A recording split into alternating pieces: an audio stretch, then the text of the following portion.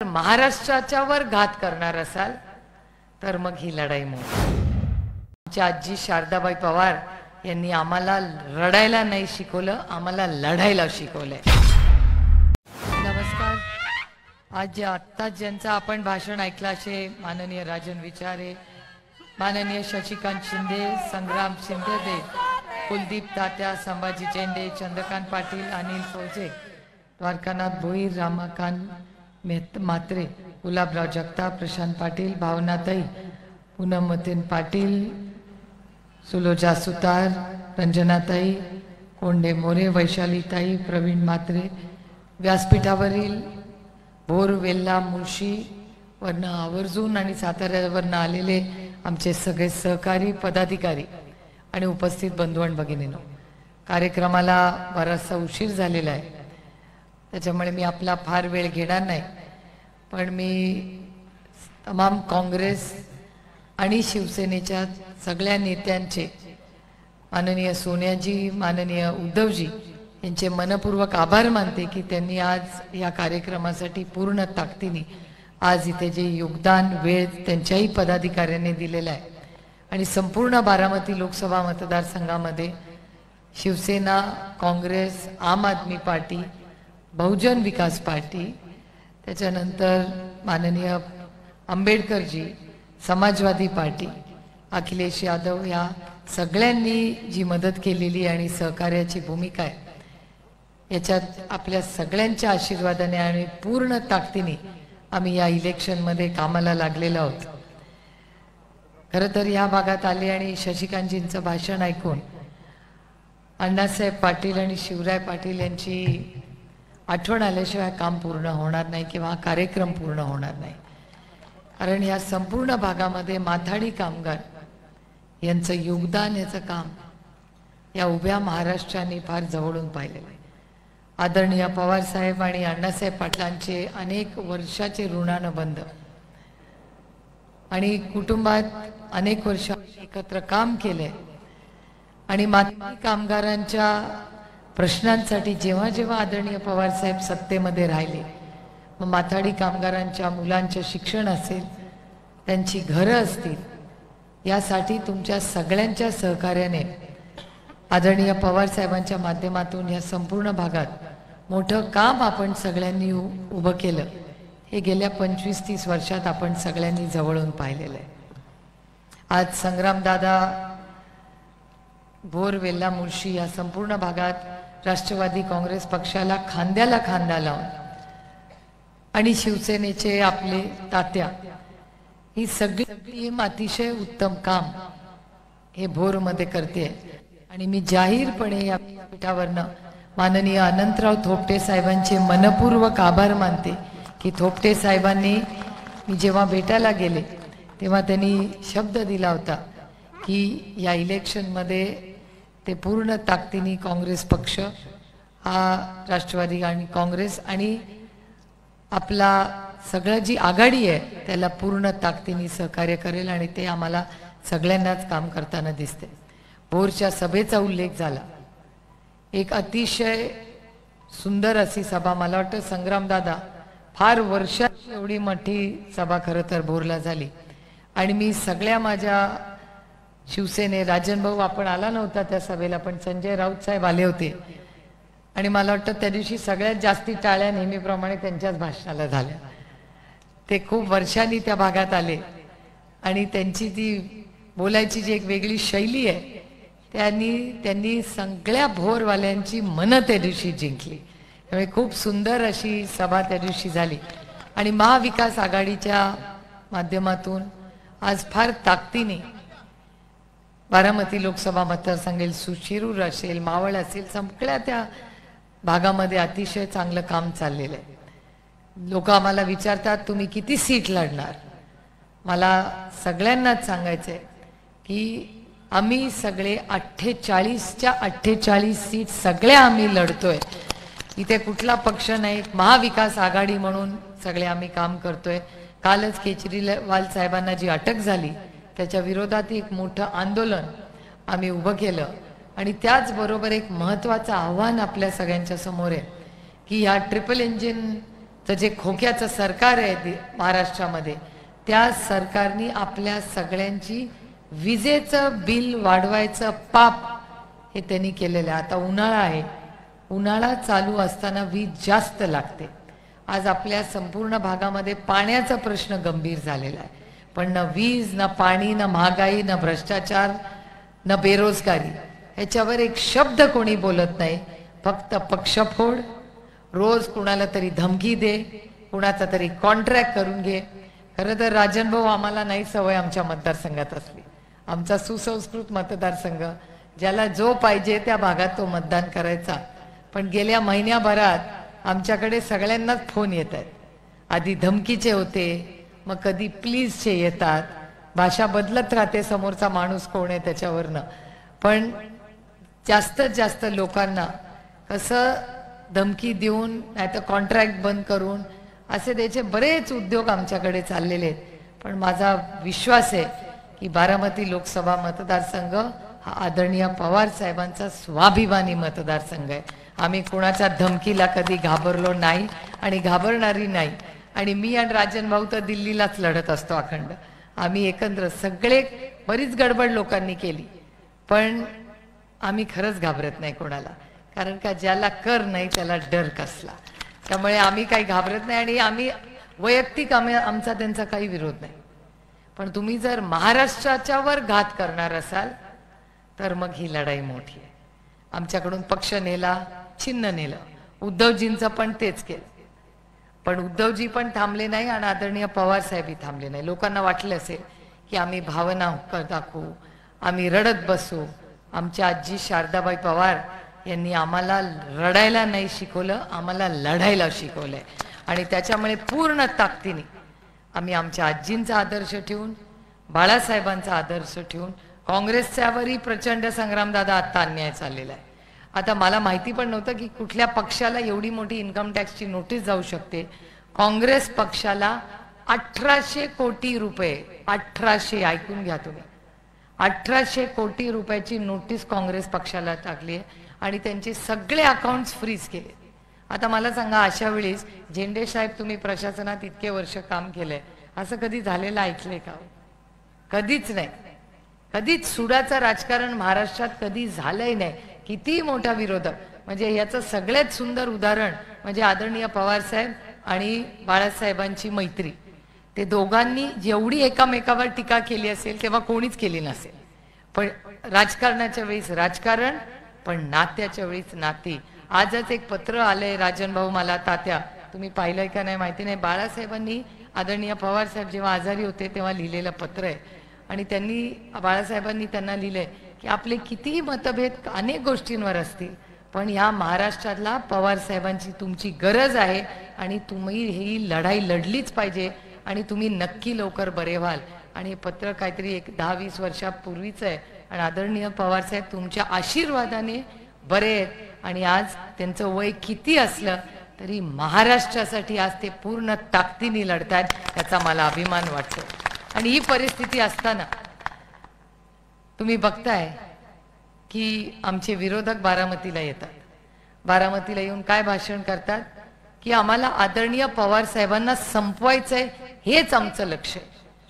मग विकासाचं काय झालं? विकास रस्त्यातच उतरला. मला वाटतं ते ग्रस्त पुण्यावरनं बारामतीला येत होते, रस्त्यात गाडीतून तो विकास उतरला वाटतं. पण गाडीत कोण बसलं तर महागाई बसली, भ्रष्टाचार बसला आणि बेरोजगारी बसली आणि अन्याय, सातत्याने लोकांवर अन्याय होतो. मी तुम्हाला एक गोष्ट सांगते, माझ्यावर खरं तर अशोक चव्हाण फार नाराज आहेत आजकाल. खरं तर मी अशोकरावांवर कधीच टीका करत नाही, कारण का आमच्या अतिशय चांगले कौटुंबिक संबंध आहेत. त्यांचा काहीतरी माझ्याबद्दल गैरसमज झालाय. कारण का मी जेव्हा प्रश्न विचारते तेव्हा अशोकरावांचं नाव घेते, पण मी तो प्रश्न अशोकरावांना विचारत नाही. कारण का मागच्या वेळी जेव्हा निर्मला सीतारामनजी पार्लमेंटमध्ये अशोक चव्हाणांच्या विरोधात बोलल्या होत्या तेव्हा सगळ्यात जास्त अशोकरावांची बाजू कोणी घेतली होती तर ती मी घेतली होती. कारण का त्या म्हणत होत्या, आता आदर्श आई, आदर्श वडील, आदर्श शिक्षक माहिती होतं, पण आदर्श घोटाळा मला माहिती नव्हता. हा पहिल्यांदाच ऐकलं की घोटाळ्यात पण आदर्श असू शकतो. आणि त्या आल्या, निर्मलाताई पार्लमेंटमध्ये आल्या आणि म्हणल्या आदर्श घोटाळा त्याची चौकशी झाली पाहिजे. म्हणलं कसला आदर्श घोटाळा? आणि त्या हे माझे शब्द नाही आहेत, निर्मला सीतारामनचे, पार्लमेंटमध्ये निर्मलाताईंचे शब्द आहेत की ह्या देशात सगळ्यात मोठा भ्रष्टाचार कोणी केला तर तो काँग्रेस पक्षाच्या अशोक चव्हाणांनी केला. हे मी म्हणत नाहीये, निर्मला सीतारामन जी म्हटले. आणि हा आरोप केजरीवालजींवर पण केला. त्याच्यामुळे मला समजत नाहीये की त्यांच्याच डिपार्टमेंटनी दोन आरोप केले, एक केजरीवाल साहेबांवर केला आणि अशोकरावांवर केला. अशोकराव निर्मलाताईंच्या पक्षात आज आहेत आणि केजरीवालजी जेलमध्ये. जर दोघांनीही भ्रष्टाचार केला, हा आरोप मी नाही करत आहे, निर्मलाजी करतायत. टीव्ही वाल्यांना मला विनम्र विनंती करायची, अर्ध भाषण दाखवू नका, पूर्ण भाषण दाखवा. आरोप मी करत नाहीये, निर्मलाताईंनी केलेला आहे. त्यामुळे निर्मलाताईंनी आरोप भ्रष्टाचाराचे दोन लोकांवर केले. मग मला एकच प्रश्न पडलाय की एक गुन्हा जर केला तो दोन लोकांना वेगळा तुम्ही शिक्षा देणार? एकाला तुम्ही पक्षात घेऊन, मी तर 5 वर्ष खासदार होणार आहे, त्यात 6 वर्ष खासदार अशोक चव्हाण झाले आणि काही न करता. आता मला हा सांगा, हा न्याय आहे का अन्याय? मग केजरीवाल साहेबांनी पण जायचं पाहिजे होतं का? तर कदाचित जेलमध्ये गेले ना. किंवा अशोकराव जर राहिले तर त्यांचं काय झालं असतं? हाही मनात प्रश्न येतो. मला भारतीय जनता पक्षाच्या निर्मलाताईंना विचारायचंय की निर्मलाताई नक्की काय आम्हाला समजून सांगा. कारण का भ्रष्टाचार मुक्त भारत करेंगे हे निर्मलाताईंचे शब्द पार्लमेंटमध्ये ऐकले. आणि निर्मलाताई परवा एका इंटरव्ह्यू मध्ये म्हणल्या की आमच्या पक्षामध्ये ना आम्ही सगळ्यांना इनकमिंग फ्री आहे. तर त्या महिलेचं मी कौतुक केलं पाहिजे. त्या महिलेनी त्यांना विचारलं की ईडी वाले पण तुम्ही घेणार? ते म्हणले हो, कुणाचं केस बीस असेल तर ईडी सीबीआय काही नाही, आमचा पक्ष वाढला पाहिजे. तुम्ही काही उद्या करा, म्हणजे उद्या खून केला, ड्रग्ज मध्ये काम केलं तरी भारतीय जनता पक्षात घेणार असं मी म्हणत नाहीये, हे निर्मलाजी म्हणलेले आहेत. मग तुम्हाला खाऊंगा ना खाने दूंगाचं काय पुढे झालं? या देशात भ्रष्टाचार वाढलाय का? तर वाढलाय. या देशात बेरोजगारी वाढली आहे, वाढली आहे. आज IIT पवई आपल्यापासून इथून अर्ध्या तासावर आहे. या देशातल्या प्रत्येक आईचं स्वप्न आहे मुलगा इंजिनियर झाला तर त्याला IIT मध्ये ऍडमिशन मिळावी, त्याचं आयुष्याचं सार्थक होतं. पण या वर्षी IIT मुंबई पवई मध्ये 35% मुलांना नोकऱ्या मिळालेल्या नाहीत. हे मी म्हणत नाहीये, महाराष्ट्र सरकार आणि केंद्र सरकारचा डेटा सांगतोय. मग बेरोजगारी, महागाई, भ्रष्टाचार आणि आरक्षणाबद्दल शशिकांतजी आपण बोलला.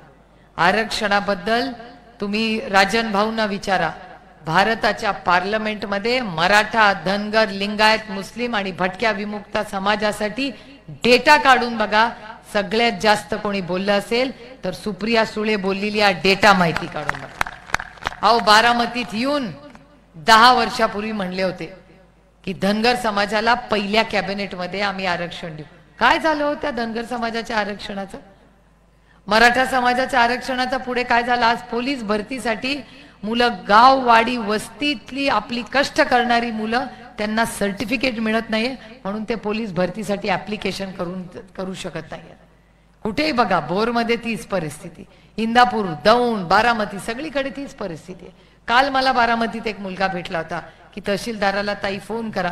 म्हणले अरे बाबा मी कसा करणार, माझी आता उमेदवारी जाहीर झाली आहे. पण तो म्हणला काहीतरी मला मदत करा. मी तहसीलदाराकडे गेलो, मला कास्ट सर्टिफिकेट मिळत नाहीये, ताई माझी नोकरी आहे. मग त्याला मुलाला आई वडील गरीब आहेत, कष्ट करणारे आहेत, त्यांनी काय करावं मला सांगा. कुणाचं पाप आहे? ज्यांच्यासाठी तुम्ही म्हणता तुमचं सरकार आहे, एवढी मोठी मेगा भरती, पोलिसांची भरती झाली का? नाही झाली. तलाट्यांची भरती झाली, त्याच्यात भ्रष्टाचार झाला आहे मी म्हणत नाही, हे सगळे चॅनलवाले म्हणतात भरती कॅन्सल झाली. हाच पारदर्शक कारभार आहे या सरकारचा. कशासाठी यांना मतदान करायचं मला सांगा. काय आपल्या पदरात पाडलंय? आपण वाशीत बसलेलो. ही वाशी कुणाच्या काळात स्थापन झाली हो? कुणाला माहिती आहे? ही ट्विन सिटी आदरणीय पवार साहेब महाराष्ट्राचे मुख्यमंत्री होताना हा सगळा उपक्रम की मुंबईवरचा लोड कमी करावा म्हणून ही स्थापना झाली इथे. आणि त्यानंतर इथे काम झालं. नाईक साहेबांचा उल्लेख झाला. जे आपल्या बरोबर होते ना, मी त्यांच्यावर कधी टीका करत नाही, एवढ्यासाठीच की कधीतरी आपण सगळ्यांनी एकत्र काम केलं पाहिजे.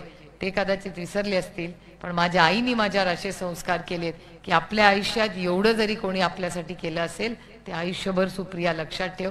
ते कसे वागतात आपण नाही कंट्रोल करू शकत, आपण कसे वागू शकतो हे आपण कंट्रोल करू शकतो. त्याच्यामुळे त्यांच्या भानगडीत पडू नका. त्यांना आपल्या शुभेच्छा.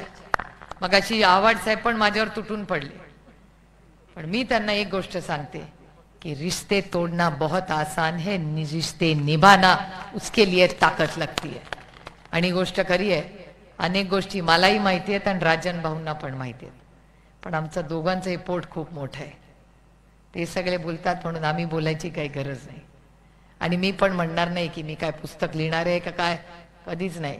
जे पोटात आहे ते ओठात कधीच येणार नाही. हे माझे संस्कार आहेत. कारण का रिश्ते जोडना मैं जानती हूँ, तोडना मुझे नहीं सिखाया है. ठीक आहे, आता जे आपल्या वाटीने गेले त्यांच्या शुभेच्छा आहे. प्रत्येकाची काय कारणं असतील आपल्याला काय माहिती. त्याच्यामुळे जे गेले त्यांना शुभेच्छा आहे. पण एक तुम्हाला सांगते की आमच्या आईवडिलांनी आम्हाला शिक्षण दिलं ते काय उगाच दिलं नाही. मेंदू चालतो, हात पाय सगळं चालतं.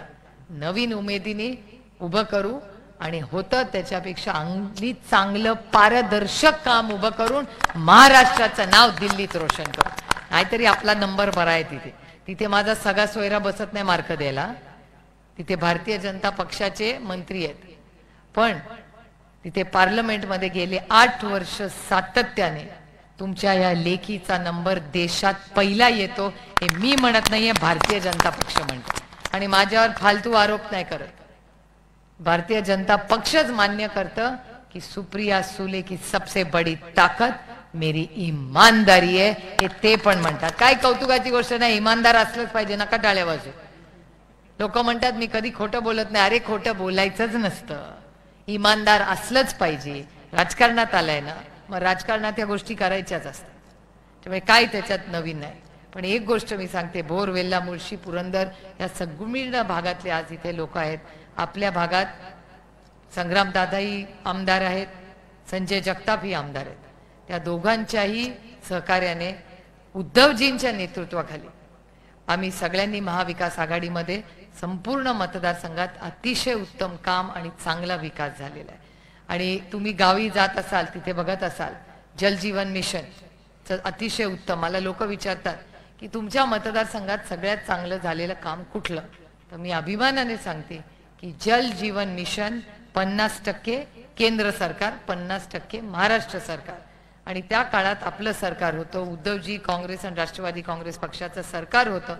बारामती लोकसभा मतदारसंघातल्या गाव, वाडी, वस्तीवर 50% आपण नियोजन करून पैसे टाकले. तेव्हाच केंद्र सरकारने मॅच केले आणि आपल्याकडे पाण्याची कामं झाली. शाळा, कॉलेज सगळं झालं आपल्या काळात. तुम्ही हिशोब करून सांगा. तुम्ही सगळे तो करण जोहरचा शो बघता का? कॉफी विथ करण बघता का? बघतात, सगळ्या महिला तर बघतातच. त्याच्यात एक रॅपिड फायरचं असतं. रॅपिड फायर म्हणजे मी तुम्हाला प्रश्न विचारणार, त्याची उत्तरं तुम्ही द्या. एका बाजूला काँग्रेसचा आणि आपल्या सगळ्यांचा विचार महाविकास आघाडीचा समजूया पुरा मिळून, आणि अर्धा विचार करूया आपण भारतीय जनता पक्षाचा. मला सांगा, आपल्या भागात वीज कोणी आणली हो? काँग्रेस. शाळा कोणी काढल्या? काँग्रेस. कॉलेजेस कोणी काढली? हॉस्पिटल कोणी काढली? MIDC कोणी काढल्या? मोबाईल कोणी आणला? व्हॉट्सॲप कोणाच्या काळात आला? मग रोटी, कपडा और मकान, गटर, मीटर, वॉटर सगळं जर काँग्रेसनी केलं, मग ह्यांनी काय केलं 10 वर्षामध्ये?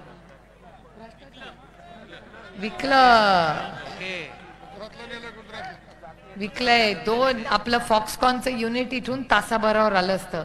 2 लाख नोकऱ्या फॉक्सकॉनच्या होत्या. आपल्या हक्काच्या नोकऱ्या इथे गेल्या. हाच तर बदल त्यांच्यात आणि आपल्या. ते ज्या मतदारसंघात आम्ही सगळे काम करतो, मुळशीमध्ये हिंजवडी आली. आज 6 लाख लोक हिंजवडीमध्ये काम करतात.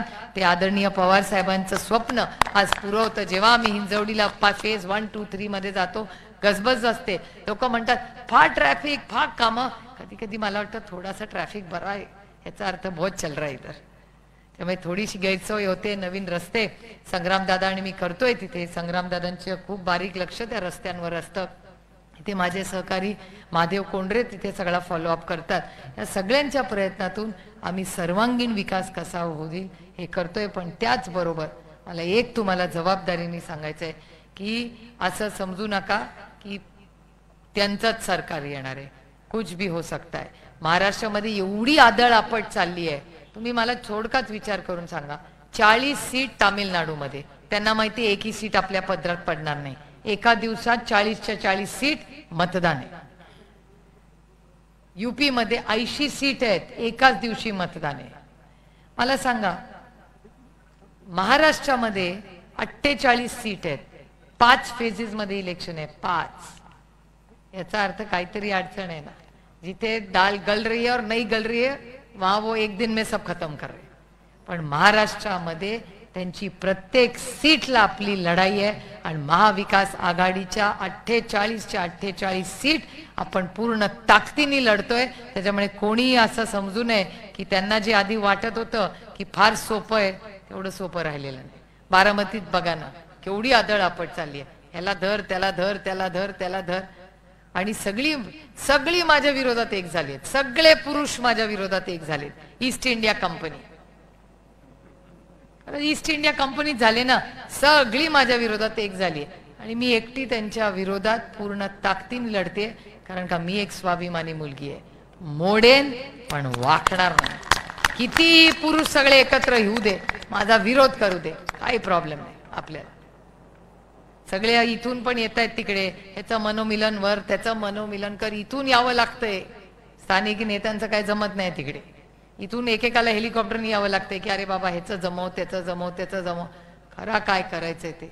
माझं एवढंच म्हणणं आहे की जेव्हा हेलिकॉप्टरने आला सगळे एवढे मोठे नेते, तेव्हा जरा कांद्याच्या भावाबद्दल बोलला असता तर आम्हाला आनंद झाला असता, आरक्षणाबद्दल बोलला असता तर आम्हाला आनंद झाला असता, पाण्याची दुष्काळी परिस्थितीबद्दल बोलला असता तर आम्हाला आनंद झाला असता। पण त्यांना काही करायचं नाही, त्यांना फक्त बारामती लोकसभा मतदारसंघामध्ये येऊन आदरणीय पवार साहेबांना संपवायचं आहे, हा एकच कार्यक्रम त्यांनी घेतलेला आहे आणि तो पूर्ण ताकदीने स्वाभिमानाने आणि सत्याच्या बाजूने आपल्याला हाणून पाडायचा आहे, हा आपल्याला आजचा कार्यक्रम आहे।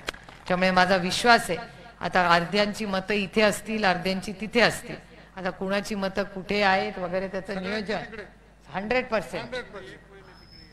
हा आता झेंडे साहेब म्हणतात सगळ्यांनी आता 1 महिन्याची सुट्टी टाकून या, तर 1 महिना जरा जादा हो रहा है। हा कधीतरी सगळ्यांच्या सोयीने आपण जरूर तिथे यावे। आपण आज सगळ्याच व्यासपीठावरली सगळेच मोठे नेते आज सगळ्या गावांवरनं, आज पुरंदर इंदापूर या आपलं भोर वेल्ला मुळशी हवेली आणि पुरंदरवरून आवर्जून या सभेसाठी उपस्थित राहिले, याबद्दल मी काँग्रेस, शिवसेना, आम आदमी पार्टी, समाजवादी पार्टी या सगळ्यांचे मनपूर्वक आभार मानून आपण तुतारीवाला माणूस जे आपलं नवीन चिन्ह आहे, आता तुम्ही बघा माझं लक्ष असतं स्टेजवर ना, आता मी बघते किती लोकांनी हातात घड्याळ घातले, कमी आणि कमी लोक घड्याळ घालायला लागलेत, कारण याचं कारण असं की घड्याळ आता लागतच नाही, मोबाईल मध्येच वेळ कळते, त्याच्यामुळे खर्च कशाला वाढवायचा, एवढी महागाई झाली आता।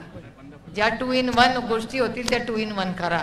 आणि मला आधी दुःख झालं की अरे आपलं पक्ष गेलं, आपलं चिन्ह गेलं, पण नंतर माझ्या लक्षात आलं की माझ्या पांडुरंगाची इच्छा होती की मला एक चांगलं चिन्ह द्यावं, तर चिन्ह काय मिळालं आपल्याला, तुतारी वाजवणारा माणूस। आता तुम्ही बघा तुतारी कधी वाजते, लग्न कार्य तुतारी वाजते, नवीन शुभ कार्य नवीन व्यवसाय तुतारी वाजते, जेव्हा काही नवीन मंदिराचा काही नवीन पूजा पाठ असते तिथे पण तुतारीच वाजते, आणि जेव्हा छत्रपती शिवाजी महाराजांनी युद्ध पुकारलं तेव्हा ही तुतारीच वाजली होती। त्यामुळे तुतारी वाजवणारा माणूस हे जे आपलं चिन्ह आहे त्याच्या शेजारचं बटन दाबून 7 मेला आपण पुन्हा या भागाची लोकप्रतिनिधी व्हायची संधी द्या, एवढीच विनम्र विनंती करायला मिळाले। पुन्हा एकदा सगळ्या संयोजकांचे मनपूर्वक आभार मानून आपली रजा घेते। जय हिंद, जय महाराष्ट्र। देश विदेशातील प्रत्येक घडामोडींचे लाईव्ह अपडेट मिळवण्यासाठी आता साम टीव्हीच्या सर्व सोशल मीडिया प्लॅटफॉर्मला लाईक, फॉलो आणि सबस्क्राईब करा। तसंच सर्व नोटिफिकेशनसाठी बेल आयकॉन प्रेस करायला विसरू नका।